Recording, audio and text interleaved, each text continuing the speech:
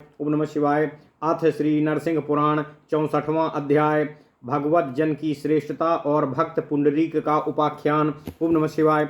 श्री भरद्वाज उवाच सत्यम केचित् प्रशंसन्ति तपः शौचं तथा परे सांख्यम केचित् प्रशंसन्ति योगमन्ये प्रचक्षते ज्ञानं केचित् प्रशंसन्ति समलोष्टास्मकाञ्चनाः क्षमां केचित् प्रशंसन्ति तथैव चादयार्जवम् केचिद्दानं प्रशंसन्ति केचिद्दाहुः परं शुभं सम्यक् ज्ञानं परं केचिद्वैराग्यमुत्तमम् अग्निष्टोमादिकर्माणि तथा केचित् परं विदुः आत्मध्यानं परं केचित् संख्यातत्त्वार्थवेदिनः धर्मार्थकाममोक्षाणां चतुर्णामिह केवलम् उपायः पदभेदेन बहुधैवं प्रचक्ष्यते एवं चावस्थिते लोके कृत्याकृत्याविधौ नराः व्यामोहमेव गच्छन्ति विमुक्ताः पापकर्मभिः यदेतेषु परं कृत्यमनुष्ठेयं महात्मभिः वक्तुमर्हसि सर्वज्ञ मम सर्वार्थसाधकम्। सूतवाचो श्रूयतामिदमत्यन्तं गूढं संसारमोचनम् अत्रैवोदाहरन्तीमितिहासं पुरातनम्। ओम नमः शिवाय। पुण्डरीकस्य संवादं देवर्षेर्नारदस्य च ब्राह्मणः श्रुतसम्पन्नः पुण्डरीको महामतिः आश्रमे प्रथमे तिष्ठन् गुरूणां वसगः सदा जितेन्द्रियो जितक्रोधो सन्ध्योपासनधिष्ठितः आश्रमे प्रथमे तिष्ठन् गुरूणां वसगः सदा जितेन्द्रियो जितक्रोधः सन्ध्योपासनधिष्ठितः वेद वेदांग निपुणः शास्त्रेषु च विचक्षणः समिद्भिः साधु यत्नेन सायं प्रातर्हुतासनम्। ओम नमः शिवाय।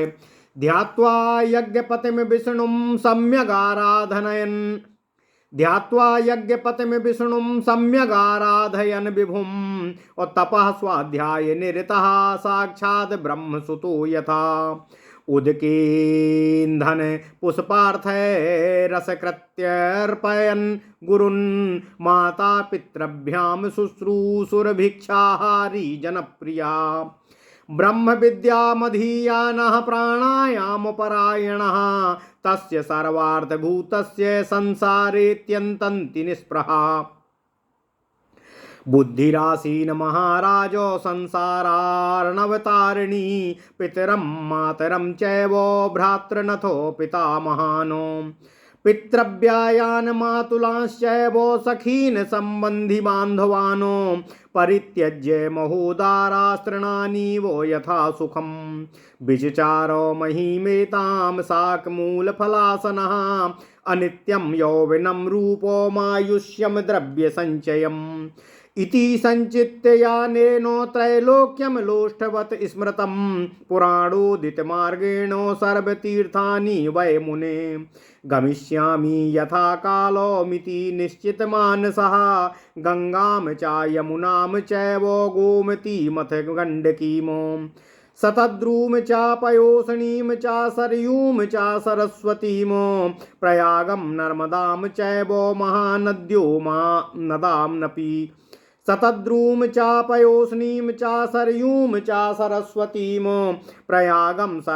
प्रयागं नर्मदां चैव महानद्यो नदानपि गयां च विन्ध्यतीर्थानि हिमवत् प्रभवानि च अन्यानि च महातेजास्तीर्थानि सा महावृतः संचचारो महाबाहुर्यथा कालं यथा विधि कदाचित् प्राप्तवान् वीरः सालग्रामं तपोधनः पुण्डरीको महाभागः पुण्यकर्म वसानुगः आसव्येमानमृषिभिस्तत्त्वा विधिभिस्तपोधनैः मुनीनामाश्रमं रम्यं पुराणेषु च विश्रुतं भूषितं चक्रनद्या च चक्राङ्कितशिलातलम् रम्यं विविक्तं विस्तीर्णं सदा चित्तप्रसादकम् केचित् काङ्कितास्तस्मिन् प्राणिनः पुण्यदर्शनाः विचरन्ति यथा कामम पुण्यतीर्थ प्रसंगिनः तस्मिन् क्षेत्रे महापुण्ये सालग्रामे महामतिः। ओम नमः शिवाय, ओम नमः शिवाय, ओम नमः शिवाय। पुंडरीकः प्रसन्नात्मा तीर्थानि समसेवतो स्नात्वा देवहृदये तीर्थे सरस्वत्यां च सुब्रतः जातिस्मर्यां चक्रकुंडे चक्रनद्यामृतेष्वपि तथान्यान्यपि तीर्थानि तस्मिन्नेव चचार सः। ततः प्रेक्षो प्रभावेण तीर्थानां चैव तेजसा मनः प्रसादं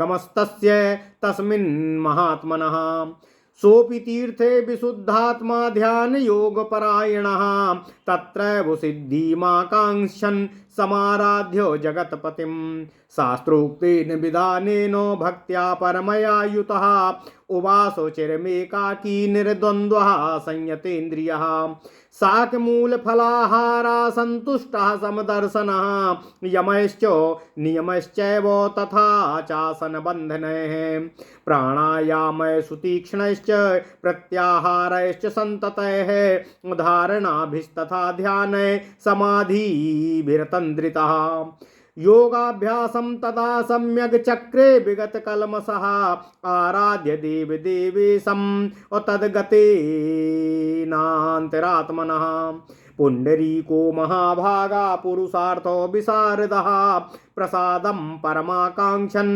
विष्णोस्तद्गतमानसः तस्य तस्मिन्निवसतः सालग्रामे महात्मनः पुंडरीकस्य राजेन्द्रो कालो गच्छन् महास्ततः मुने कदाचितं देशं नारदः परमार्थवितो जगामो सुमहातेजा साक्षादादित्यसन्निभः तं द्रष्टुकामो देवर्षिः पुण्डरीकं तपोनिधिं विष्णुभक्तिपरीतात्मा वैष्णवानां हिते रतः सा दृष्ट्वा नारदं प्राप्तं सर्वतेजो प्रभान्वितं महामतिं महाप्राज्ञं सर्वागमविशारदम् प्राञ्जलिः प्रणतो भूत्वा प्रहस्तेनान्तरात्मना अर्घं दत्त्वा यथा योग्यं प्रणामोऽकरोत् ततः कोऽयमत्याद्भुताकारास्तेजस्वी हृदयवेशधृक् आतोऽद्यहस्तसुमुखो जटामण्डलभूषणः विवस्वानथो वा वह्निरिन्द्रो वरुण एव वा इति संचित्ययन विप्रः पप्रच्छ परमद्युतिः। ओम नमः शिवाय। पुंडरीकुवाच को भवानी संप्राप्तः कुतो वा परमद्युते त्वद्दर्शनं ह्या पुण्यानां प्रायेण भुवि दुर्लभम्। नारदोवाच नारदोह मनुप्राप्त्वद्दर्शन कुतूहलात् पुंडरीको हरेर्भक्तस्त्वादृशः सततं द्विजय स्मृतः संभासितो वापि पूजितो वा द्विजोत्तमम् अपुनाति भगवद्भक्ताश्चाण्डालोऽपि यदक्षयाः दासोऽहं वासुदेवस्य देवदेवस्य सारङ्गिणः इत्युक्तो नारदेनासो अभक्तिपरया कुलात्मना प्रोवाच मधुरं विप्रास्तद्दर्शन सुविस्मितः प्रोवाच मधुरं विप्रस्तद्दर्शन सुविस्मितः पुंडरीकुवाच धन्योऽहं देहिनामद्य सुपूज्योऽहं सुरैरपि कृतार्था पितरो मेद्यो सम्प्राप्तं जन्मनः फलम् अनुग्रहिणीष्वदेवर्षे त्वद्भक्तस्य विशेषतः किं किं करोम्यहं विद्वन् भ्राम्यमाणः स्वकर्मभिः कर्तव्यं परमं गुह्यमुपदेष्टुं त्वमर्हसि त्वं गतिं सर्वलोकानां वैष्णवानां विशेषतः। नारदोवाच अद्य अनेकानि शास्त्राणि कर्माणि च तथा द्विजो धर्ममार्गाश्च बहवस्तथैव प्राणिनः स्मृतः वैलक्षण्य च जगत्तस्मादे वैलक्षण्यं च जगतस्तस्मादेवो द्विजोत्तमम्। ओम नमः शिवाय, ओम नमः शिवाय, ओम नमः शिवाय।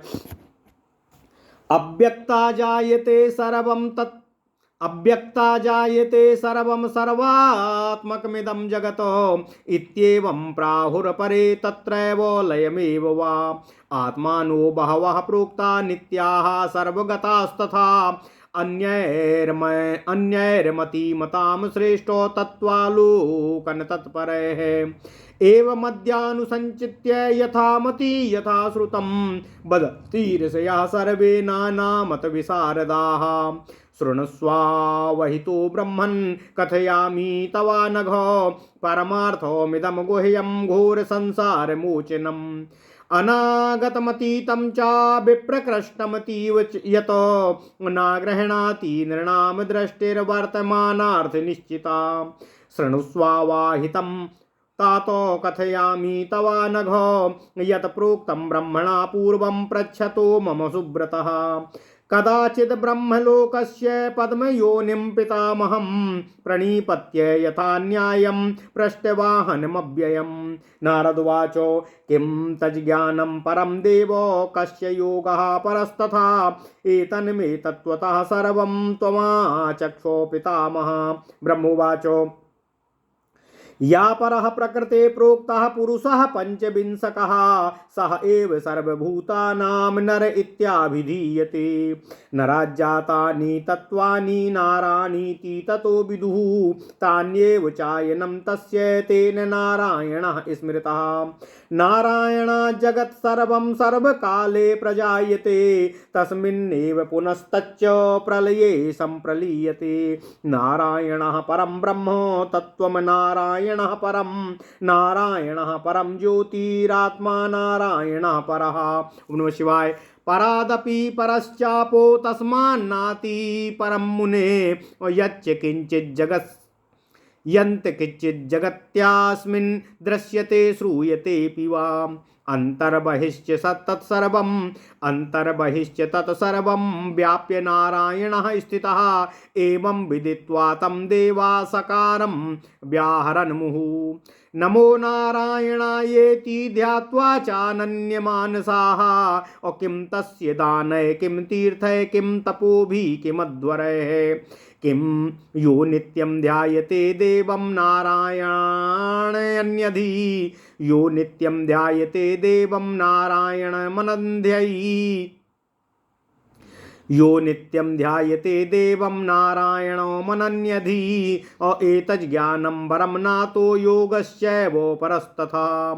परस्पर विरुद्धार्थैकमन्ये शास्त्रविस्तरे बहवोऽपि यथा मार्गा विसन्त्येकं महत्पुरं तथा ज्ञानानि सर्वाणि प्रविशन्ति तमीश्वरं सा हि सर्वगतो देवा सूक्ष्मो व्यक्त सनातनः।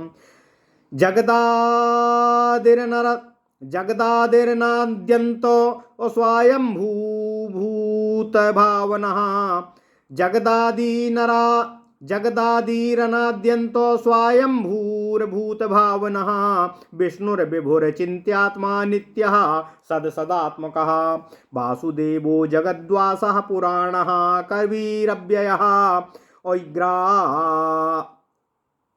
यस्मात् प्राप्तं स्थितिं कृत्स्नं त्रैलोक्यं सचराचरं तस्मात् सा भगवान् देवो विष्णुरित्याभिधीयते। यस्माद्वा सर्वभूतानां तत्त्वाद्यानां युगक्षये तस्मिन्निवासः संसर्गे वासुदेवस्ततस्तु सः तमाहु पुरुषं केचित् केचिदीश्वरमव्ययम्। विज्ञानमात्रं केचिच्च केचित् ब्रह्मा परं तथा केचित् कालमनाद्यन्तं केचित् जीवं सनातनं केचित् परमात्मनं केचित् जैवामनामयम् केचित् परमात्मनं केचित् चैवामनामयम् और केचित् क्षेत्रज्ञमित्याहुः केचित् षड्विंशकं तथा अंगुष्ठमात्रं केचित् केचित् जोपनमम् अंगुष्ठमात्रम केचित् केचित् पद्मरजोपमम् और एते चान्ये चा मुनिभिः संज्ञा भेदा पृथक विधा। ओम नमः शिवाय ओम नमः शिवाय ओम नमः शिवाय। ओम नमो भगवते वासुदेवाय। ओम देवकी सुत गोविंद वासुदेव जगतपते देहि मे तनियम कृष्ण त्वाम अहम शरणम गतः। ओम नमः शिवाय ओम नमः शिवाय ओम नमः शिवाय। शास्त्रेषु कथिता विष्णुर्लोकव्यामोहकारकः एकम यदि भवेच्छास्त्रम ज्ञानं निस्संशयं भवेतो। बहुत्वादिः शास्त्राणां ज्ञानतत्त्वं सुदुर्लभम् आलोड्य सर्वशास्त्राणि विचार्य च पुनः पुनः इदमेकं सुनिष्पन्नं इदमेकं सुनिष्पन्नं ध्येयो नारायणः सदा त्यक्त्वा व्यामोहकान् सर्वान् तस्मात् शास्त्रार्थविस्तरान् अनन्यचेता ध्यायस्व नारायणमतन्द्रितः एवं ज्ञात्वा तु सततं देवदेवं तमव्ययं क्षिप्रं यास्यसि तत्रैव सायुज्यं नात्र संशयः श्रुतवेदं ब्रह्मणः प्रोक्तं ज्ञानयोगं सुदुर्लभं ततोऽहमासं विप्रेन्द्रो नारायणपरायणः नमो नारायणायेति ये विदुर्ब्रह्मा शाश्वतम् अंतकाले जपन्तस्ते यान्ति विष्णु परं पदं तस्मान्नारायणस्तातो परमात्मा सनातनः अनन्य मनसा नित्यम ध्येयस्तत्त्वा विचिन्तिकैः नारायणो जगद्व्यापी परमात्मा सनातन जगतां सृष्टि संहारो परिपालन तत्परः और श्रवणात् पठानाच्चैव निषिध्यासन तत्परः आराध्या सर्वथा ब्रह्मन् पुरुषेणो हितैषिणाः निष्प्रहा नित्यसन्तुष्टा ज्ञानिना संयतेन्द्रियाः निर्ममा निरहङ्कारा रागद्वेषो विवर्जिताः अपक्षपतिता शान्ता सर्वसंकल्प वर्जिताः ध्यान योग परा ब्रह्मन् ते पश्यन्ति जगत्पतिं त्यक्तत्रया महात्मानो वासुदेवं हरिं गुरुं कीर्तयन्ति जगन्नाथं ते पश्यन्ति जगत्पतिं तस्मात् त्वामपि विप्रेन्द्रो नारायण परो भव। ओम नमः शिवाय। तदन्यः को महोदारः प्रार्थितं दातुमीश्वरः हेलया कीर्तितो यो वै स्वं पदं दिशति द्विजः अपि कार्यस्त्वया चैव जपः स्वाध्याय एव च तमेवोद्दिश्य देवेशं कुरु नित्यमतन्द्रितः किं तत्र बहुभिर्मन्त्रैः किं तत्र बहुभिर्व्रतैः नमो नारायणायेति मन्त्रः सर्वार्थसाधकः चीरवासा जटाधारी त्रिदण्डी मुण्ड एव वा भूषितो वा द्विजश्रेष्ठो नालिङ्गं धर्मकारिणम् ये नृशंसा दुरात्मानः पापाचाररतः सदा तेऽपि यान्ति परम स्थानं नरा नारायणाश्रयाः और जन्मांतर सहस्रेषु यस्य स्याद् बुद्धिरीदृशी और दासोऽहं वासुदेवस्य देवदेवस्य सारङ्गिणः प्रयाति विष्णुसालोक्यं पुरुषो नात्र संशयः किं पुनस्तद्गत प्राणाः पुरुषः संयतेन्द्रियः सूतवाचो इत्युक्त्वा देवदेवर्षिस्तत्रैवान्तर्धीयतो परोपकारिनिरतास्त्रैलोक्यास्यैकभूषणः पुण्डरीकोऽपि धर्मात्मा नारायणपरायणः नमोऽस्तु केशवायेति पुनः पुनरुदीरयन् प्रसीदस्व महायोगिन्निदमुच्चार्य सर्वदा हृतपुण्डरीके गोविन्दं प्रतिष्ठाप्य जनार्दनम् तपः सिद्धिकरेरण्ये सालग्रामे तपोधनः उवास चिरमेकाकी पुरुषार्थो विचक्षणः स्वप्नेऽपि केशवादन्यत्र पश्यति महातपः निद्रापि तस्य नैवासीत् पुरुषार्थो विरोधिनी तपसा ब्रह्मचर्येण शौचेन च विशेषतः जन्म जन्मान्तरारूढो संस्कारेण चासा द्विजः प्रसादात् देवदेवस्य सर्वलोकैकसाक्षिणः और अवाप परमां सिद्धिं वैष्णवीं बीतकल्मषः। ओम नमः शिवाय ओम नमः शिवाय ओम नमः शिवाय।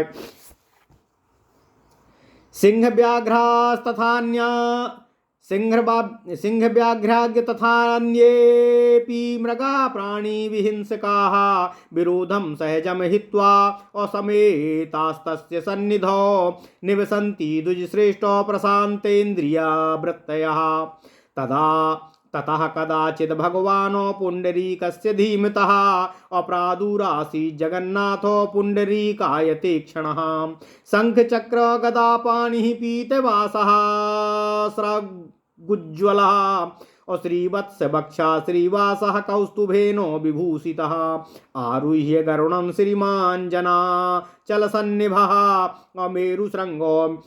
मेरुशृङ्गामिवारूढः अकालमेघस्तं दद्युति। ओम नमः शिवाय।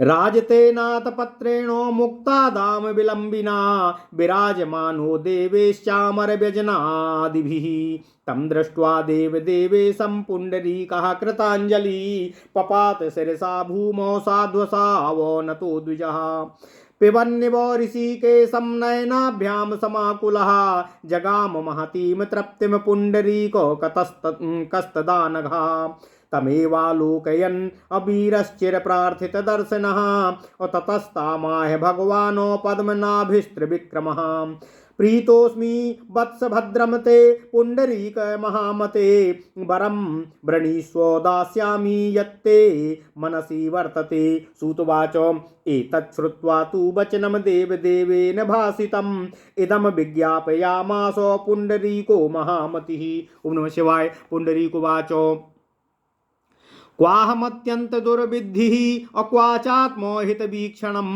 यद्धितं मम देवेशो तदज्ञापय माधवः एव मुक्तोऽथ भगवान् सुप्रीतः पुनरब्रवीत पुण्डरीकं महाभागो कृताञ्जलिमुपस्थितं। श्री भगवान् उवाच आगच्छ कुशलं तेस्तु मयैव सह सुव्रतः मद्रूपधारी नित्यात्मा ममैव पार्षदो भवः। सूतवाच एवमुक्तवती प्रीत्या श्रीधरे भक्तवत्सले देवदुन्दुभयो नेदुः पुष्पवृष्टि पपात चाह देवाः सेन्द्रास्तथा सिद्धा साधु साध्वित्वथा ब्रुवन् जगुश्च सिद्धगन्धर्वाः किन्नराश्च विशेषतः अथैनं समुपादाय वासुदेवो जगत्पतिः जगामो गरुडारूढः सर्वदेवो नमस्कृतः तस्मात् त्वामपि विप्रेन्द्रो विष्णुभक्ति समन्वितः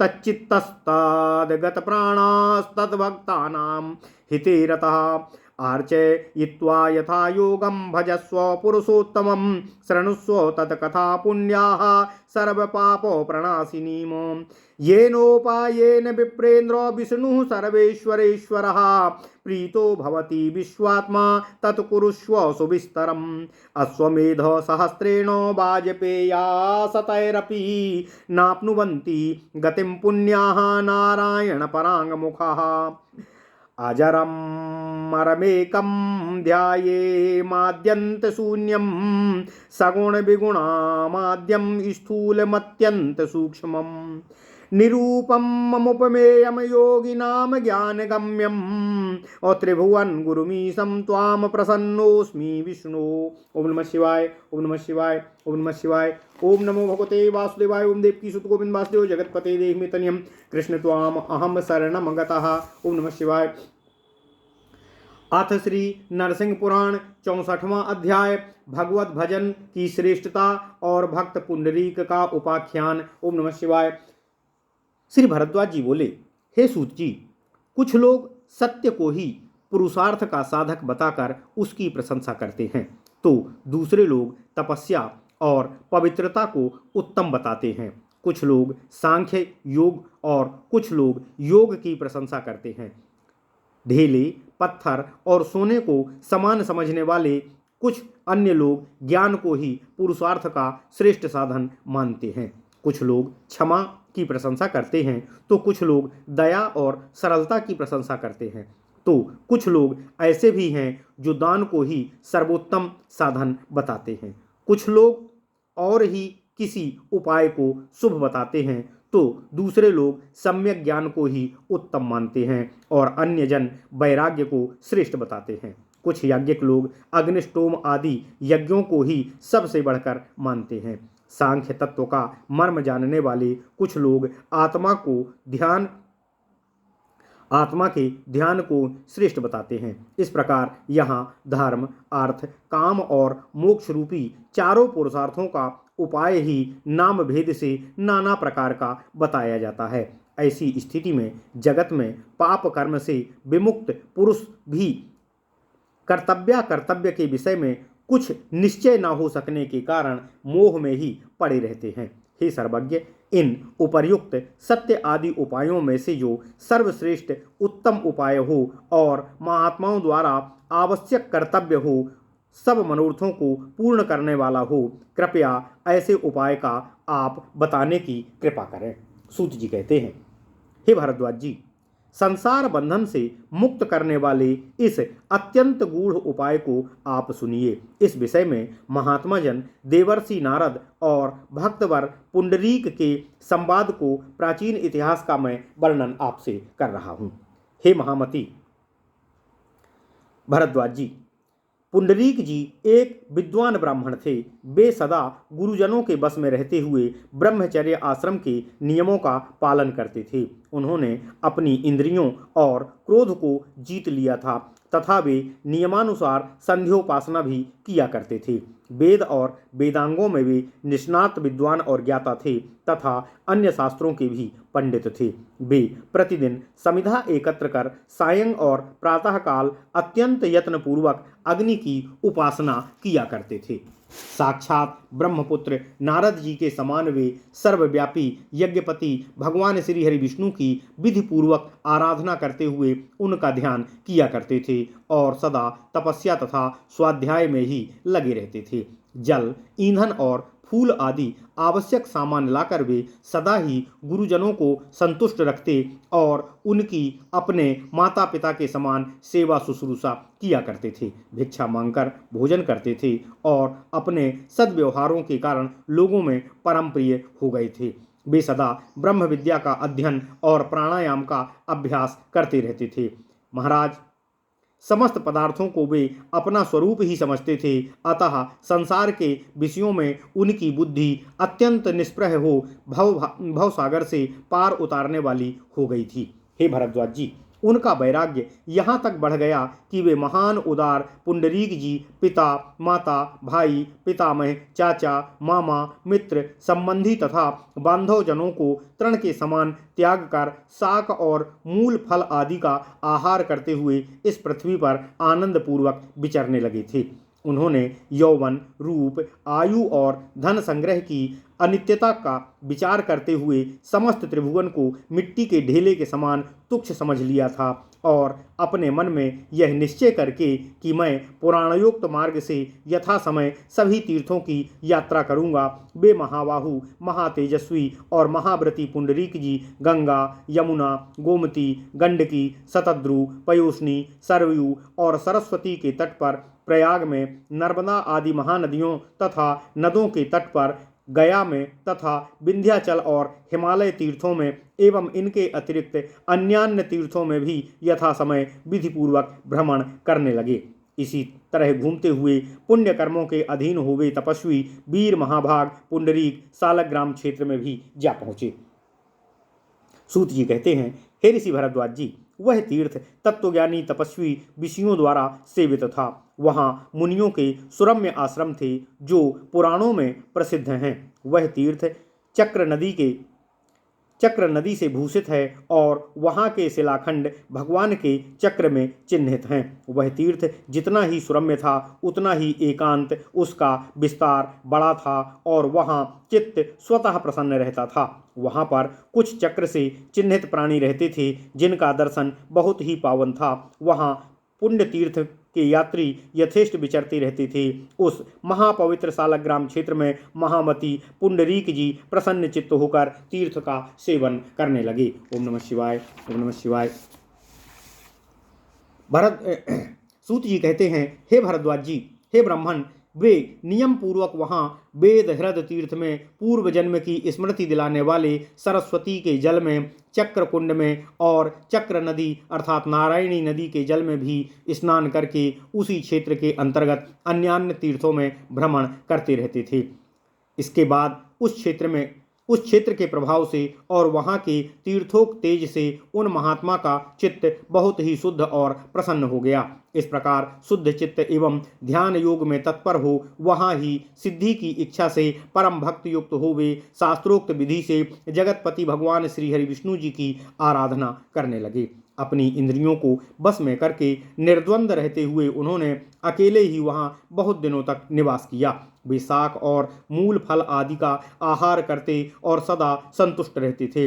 उनकी सर्वत्र समान दृष्टि थी। वे यम, नियम, आसन, बंध, तीव्र प्राणायाम, निरंतर प्रत्याहार, धारणा, ध्यान तथा समाधि के द्वारा निरालस्य भाव से भली भांति योगाभ्यास करते रहते थे। इस प्रकार समस्त पुरुषार्थों के ज्ञाता निष्पाप महामना पुंडरीक जी ने देव देवेश्वर भगवान श्री हरि विष्णु जी में चित्त लगाकर उनकी आराधना की और उन्हीं में मन लगाए हुए वे उनके परम अनुग्रह की आकांक्षा से भजन करने लगे।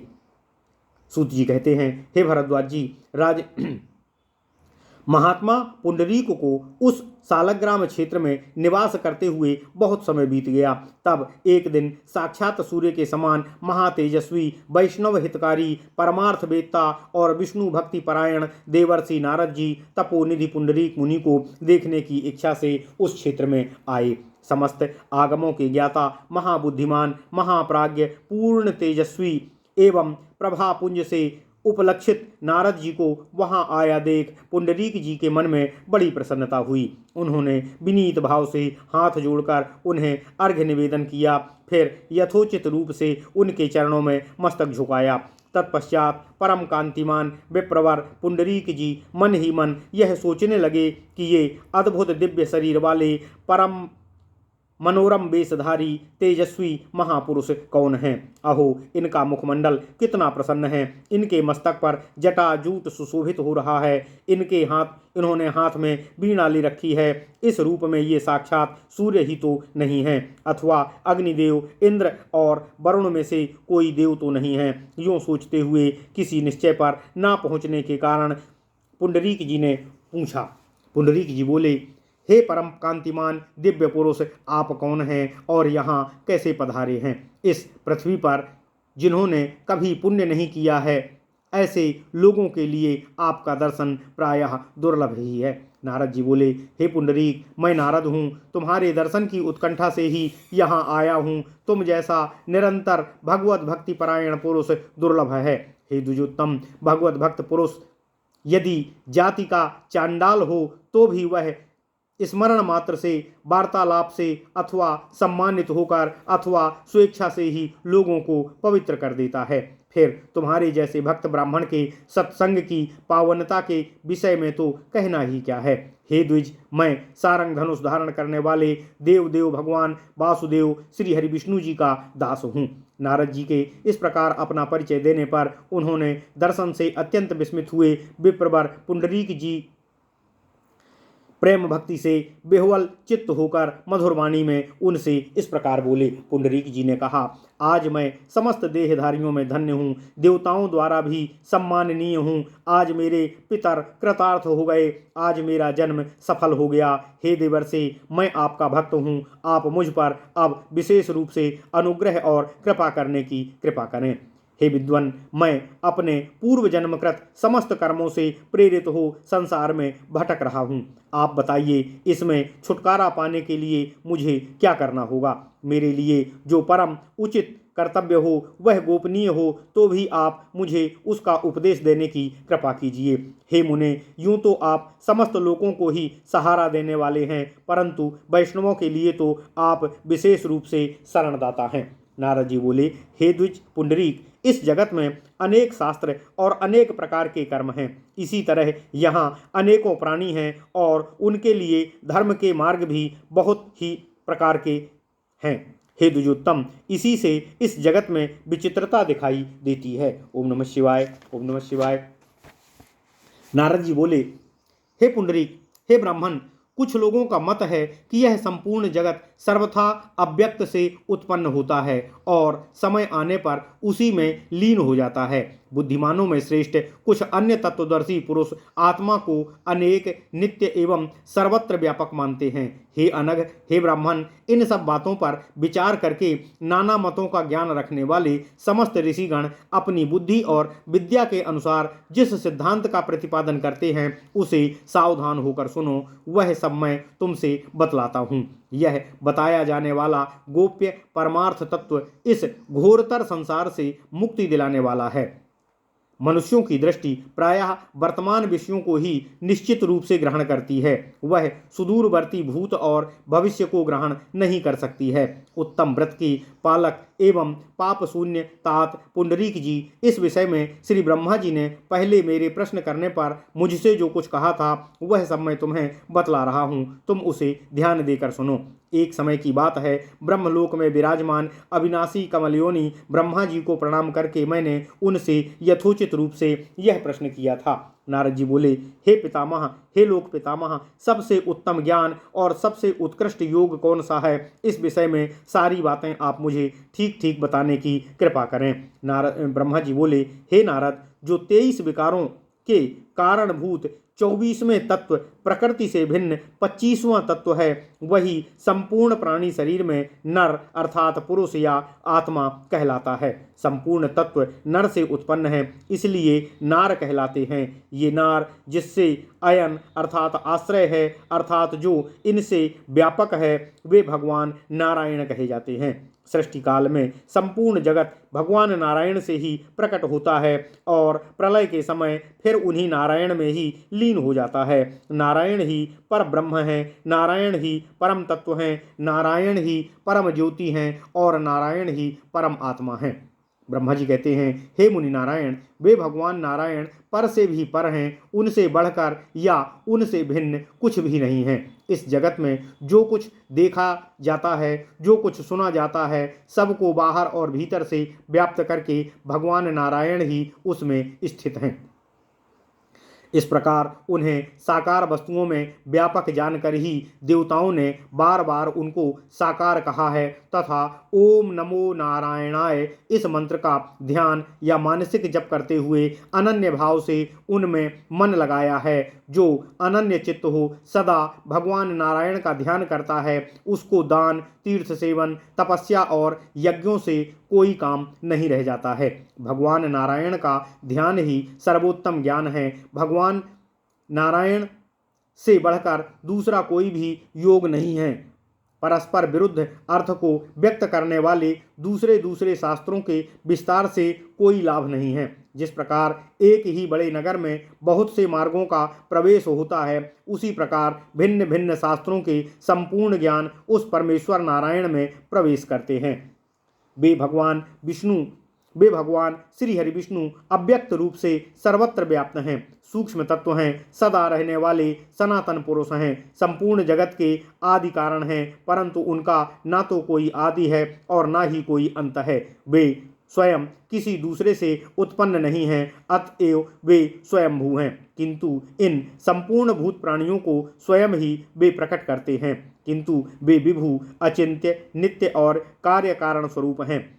संपूर्ण जगत उनमें ही निवास है, इसलिए वे वासुदेव कहे गए हैं। वे पुराण पुरुष, त्रिकालदर्शी और अविकारी हैं। यह संपूर्ण चराचरमय त्रिभुवन उन्हीं भगवान श्री हरि विष्णु के द्वारा व्याप्त होने से स्थित है, इसलिए वे विष्णु कहलाते हैं। अथवा युग का क्षय होने पर महत्तत्व आदि समस्त भूतों का उन्हीं सृष्टि के आश्रयभूत परमात्मा में निवास होता है, इसलिए वे वासुदेव कहे गए हैं। कुछ लोग उनको पुरुष अर्थात आत्मा कहते हैं और कुछ लोग अविनाशी ईश्वर बताते हैं। कुछ लोग उन्हें केवल विज्ञान स्वरूप मानते हैं, कितने ही उन्हें पर ब्रह्म, कुछ विचारक उन्हें आदि अंतरहित काल कहते हैं और कुछ मनुष्य उनको सनातन जीव मानते हैं। कुछ लोग परमात्मा कहते हैं, कुछ लोग उन्हें निरामय तत्व कहते हैं, कुछ लोग उन्हें क्षेत्रज्ञ कहते हैं और कुछ लोग उन्हें 23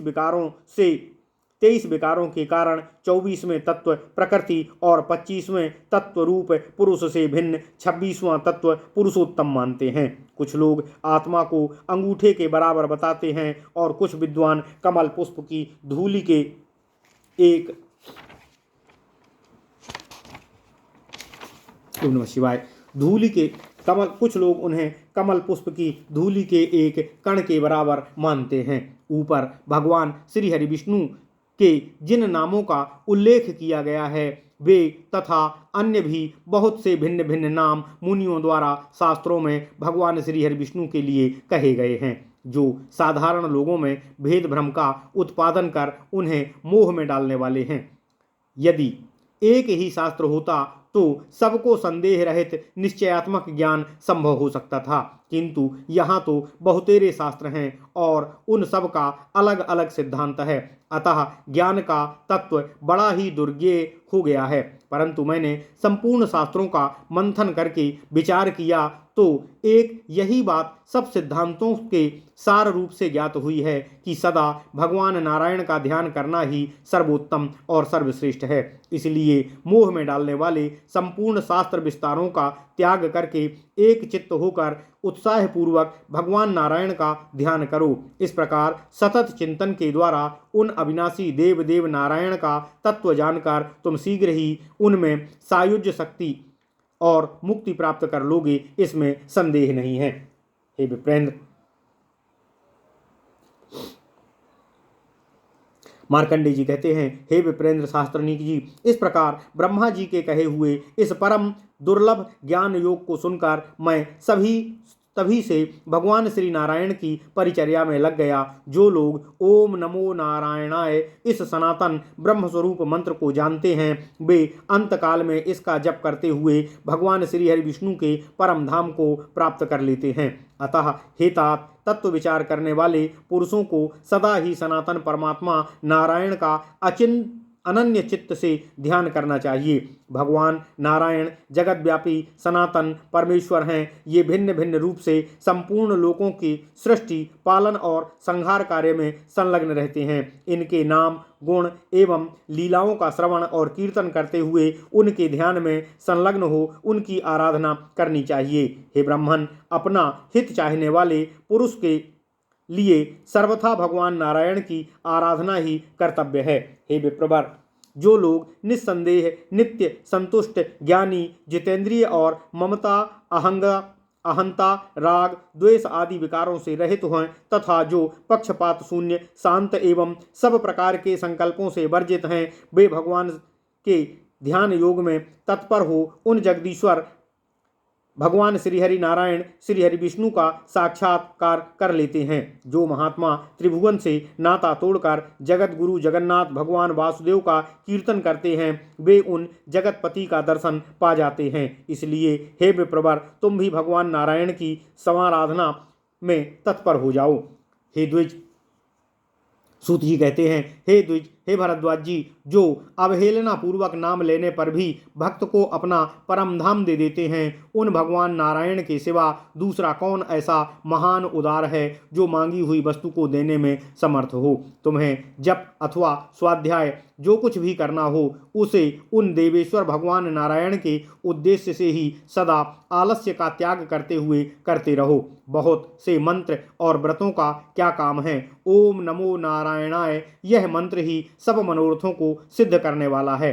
हे द्विजश्रेष्ठ, हे भरद्वाज जी, कोई चीर वस्त्र पहनने वाला, जटा धारण करने वाला, त्रिदंडी सदा माथा मुड़ाए रहने वाला तथा तरह तरह के उपकरणों से विभूषित ही क्यों ना हो, उसके ये बाह्य चिन्ह धर्म के कारण नहीं हो सकते हैं। किंतु जो मनुष्य भगवान नारायण की शरण में जा चुके हैं वे पहले निर्दयी, दुष्ट और सदा पापरत रहे हों तो भी भगवान के परम धाम को ही प्राप्त करते हैं।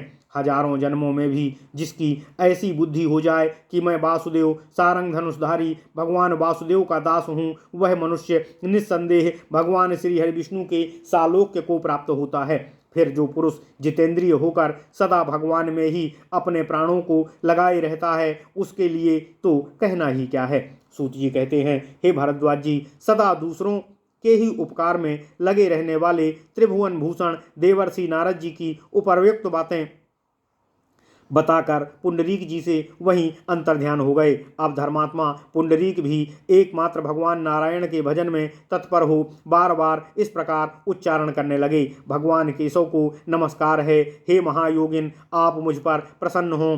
निरंतर यूं कहते हुए पुरुषार्थ साधन में कुशल वे तपस्वी पुंडरीक जी अपने हृदय कमल के आसन पर भगवान जनार्दन गोविंद को स्थापित कर तपस्या की स्थिति करने वाले उस सालिग्राम नामक तपोवन में बहुत काल तक अकेले ही रहे। महातपस्वी पुंडरीक स्वप्न में भी भगवान केशव के सिवा दूसरा कुछ भी नहीं देखते थे। उनकी नींद भी उन्हें पुरुषार्थ साधन में बाधा नहीं देती थी। उन पाप रहित द्विजवर पुंडरीक ने तपस्या, ब्रह्मचर्य तथा विशेषतः शौचज के पालन में और जन्म जन्मांतरों की साधना से सुदृढ़ हुए भगवत भक्ति साधक संस्कार से संपूर्ण लोकों के एकमात्र साक्षी देव देव भगवान श्रीहरि विष्णु जी की कृपा द्वारा परम उत्तम वैष्णवी सिद्धि को प्राप्त कर लिया। उनके निकट सिंह, व्याघ्र तथा दूसरे हिंसक जीव आपस के स्वाभाविक और वैर विरोध को त्याग कर एक साथ मिलकर रहते थे। हे द्विजवर, हे भरद्वाज जी, उनके समीप उन हिंसक जंतुओं की इंद्रिय वृत्तियां अत्यंत शांत रहती थीं। तत्पश्चात एक दिन बुद्धिमान पुंडरीक जी के समक्ष जगदीश्वर भगवान नारायण प्रकट हुए। उनके नेत्र कमल दल के समान विशाल थे। उनके हाथों में शंख, चक्र और गदा सुशोभित हो रही थी। उन्होंने पीतांबर धारण कर रखा था। दिव्य पुष्पों की माला उनकी शोभा बढ़ा रही थी। उनके वक्ष स्थल में श्रीवत्स चिन्ह और लक्ष्मी जी का निवास था। वे कौस्तुभ मणि से विभूषित थे। कज्जलगिरी के समान श्याम वर्ण एवं पीतांबरधारी भगवान श्री हरि विष्णु सुनहली कांति वाले गरुड़ पर आरूढ़ हो इस प्रकार सुशोभित हो रहे थे, मानो मेरुगिरी के शिखर पर बिजली की कांति से युक्त श्याम मेघ शोभा पा रहा हो। भगवान के ऊपर रजतमय श्वेत छत्र तना हुआ था जिसमें मोतियों की झालरें लगी हुई थीं। उस समय उस छत्र से तथा चमर व्यजन आदि से उन देवेश्वर की बड़ी शोभा हो रही थी। उन देव देवेश्वर भगवान नारायण का प्रत्यक्ष दर्शन पाकर पुंडरीक ने दोनों हाथ जोड़ लिए। आदर मिश्रित भय से उनका मस्तक झुक गया। उन्होंने धरती पर माथा टेक दिया, साष्टांग प्रणाम किया। फिर वे बेहुल होकर उन भगवान ऋषिकेश की ओर आंखें फाड़ फाड़ कर इस प्रकार देखने लगे मानो उन्हें पी जावेंगे। जिनके दर्शन के लिए वे चिरकाल से प्रार्थना कर रहे थे, उन भगवान को आज अपने सम्मुख पाकर उन्होंने उन्हीं की ओर निर्निमेष नयनों से देखते हुए पाप रहित धीर चित्त पुंडरीक जी को आज बड़ी ही तृप्ति प्रतीत हो रही थी। अब 3 पगों से त्रिलोकी को नाप लेने वाले भगवान पद्मनाभ ने पुंडरीक जी से कहा, हे वत्स, हे पुंडरीक, तुम्हारा कल्याण हो। हे महामते, मैं तुम पर बहुत प्रसन्न हूँ। तुम्हारे मन में जो अभिलाषा हो उसी को वर के रूप में मुझसे मांग लो, मैं तुम्हें अवश्य प्रदान करूँगा। सूत जी कहते हैं, हे भरद्वाज जी, देव देव नारायण के कहे हुए इस वचन को सुनकर महामती पुंडरीक ने उनसे यूं निवेदन किया। पुंडरीक बोले, हे देवेश्वर, कहाँ मुझ जैसा अत्यंत दुर्बुद्धि पुरुष और कहाँ अपने वास्तविक हित को देखने का कार्य। अतः हे माधव, मेरे लिए जो हितकर हो उसके लिए आप ही कृपा पूर्वक आज्ञा प्रदान करने की कृपा करें। उनके यूं कहने पर भगवान बहुत ही प्रसन्न हुए और अपने सामने हाथ जोड़े खड़े हुए महाभाग पुंडरीक से बोले।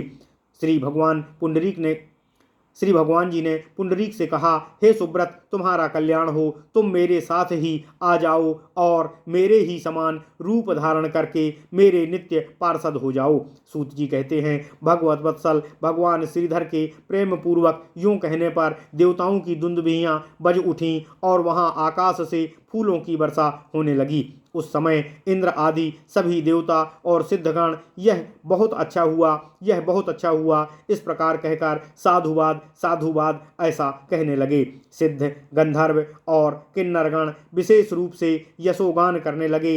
इधर सर्वदेव वंदित जगदीश्वर भगवान वासुदेव पुंडरीकाक्ष को साथ ले गरुड़ पर आरूढ़ हो बैकुंठ धाम को प्रस्थान कर गए। इसलिए हे विप्रवर, हे भरद्वाज, सूत जी कहते हैं, आप भी भगवान श्री हरि विष्णु जी की भक्ति से युक्त हो अपने मन और प्राणों को भगवान में ही लगाकर उनके भक्तों के हित साधन में तत्पर रहिए और यथाशक्ति भगवान का ध्यान भजन और पूजन करते हुए उन पुरुषोत्तम का भजन कीजिए। समस्त पापों को नष्ट करने वाली भगवान की कथाएं सदा सुनते रहिए। हे विप्रवर, अधिक क्या कहें, सर्वेश्वरेश्वर विश्वात्मा भगवान श्री हरि विष्णु जिस उपाय से प्रसन्न हो उसी को आप विस्तार पूर्वक करने की कृपा करें। भगवान नारायण से विमुख हुए पुरुष हजारों अश्वमेघ और सैकड़ों वाजपेय करने से भी पावन गति को प्राप्त नहीं कर सकते हैं। भगवान से इस प्रकार प्रार्थना करनी चाहिए, हे भगवान, हे विष्णु, आप अजर हैं, अमर हैं, अद्वितीय हैं, सबके ध्यान करने योग्य हैं और आदि अंत से रहित हैं। सगुण, निर्गुण, स्थूल, सूक्ष्म और अनुपम होकर भी आप उपमेय हैं। योगियों को ज्ञान के द्वारा आपके स्वरूप का अनुभव होता है तथा आप इस त्रिभुवन के गुरु और परमेश्वर हैं। अतः मैं आपकी शरण में आया हूँ, मुझ पर कृतार्थ हो, मुझ पर कृपा करने की कृपा करें। ओम नमः शिवाय। इति श्री नरसिंह पुराणे पुंडरीक नारद संवादे 64तमो अध्यायः। इस प्रकार श्री नरसिंह पुराण में पुंडरीक नारद संवाद विषयक 62वां अध्याय पूर्ण हुआ। ओम नमः शिवाय, ओम नमः शिवाय, ओम नमः शिवाय, ओम नमः